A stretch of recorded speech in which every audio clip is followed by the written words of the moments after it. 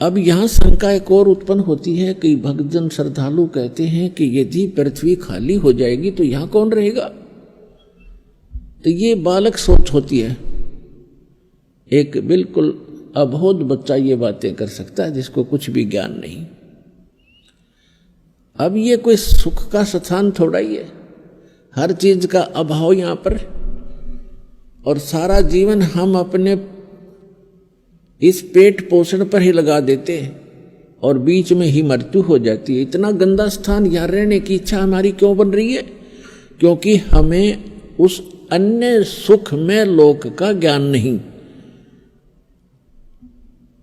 और वहां जाने का कोई समाधान नहीं। अब जैसे चंद्रमा खाली पड़ा है, ऊपर के ग्रह ये सभी खाली पड़े हैं, तो एक पत्थर ये भी पड़ा रहेगा। हमने कौन सा ठेका ले रखा है यहीं पर गर्मी और सर्दी और भूख प्यास इन कैंसर से पीड़ित होकर मरने और जीने की? यह तो हमारी मजबूरी है। जब हम ऐसे स्थान पर चले जाएंगे जहां हमें शरीर इतना अच्छा मिलेगा, जिसमें कोई रोग नहीं, निरामे मिलेगा। निरामे, आमे माने रोग होता है, निरामे माने निरोग शरीर मिलेगा।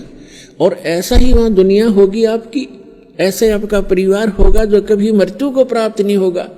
और वहां एक ऐसा शिष्टाचार होगा, यहाँ तो कहते बहु सास ने गड़न लाग रही है या सास बहु से के सर हो रही है, रोज कोई ना कोई पंगा जी ने बना रहता है। जीव के हम ढीठ होकर जी रहे हैं, कोई विकल्प दिखाई नहीं दे रहा। तो हम ऐसे स्थान पर चले जाएंगे जहां कोई दुख नहीं, कोई वृद्ध अवस्था नहीं।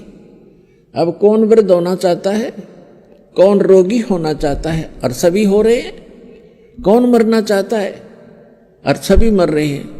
तो ऐसे गंदे लोक में और फिर कोई ये कहे कि ये खाली हो जाएगा, ये तो जितना शीघ्र खाली हो उतना अच्छा।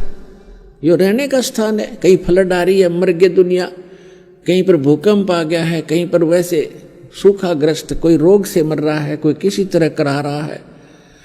तो ये तो एक बूचड़ खाना है ये पृथ्वी लोक, और ये स्वर्ग लोग यहाँ के।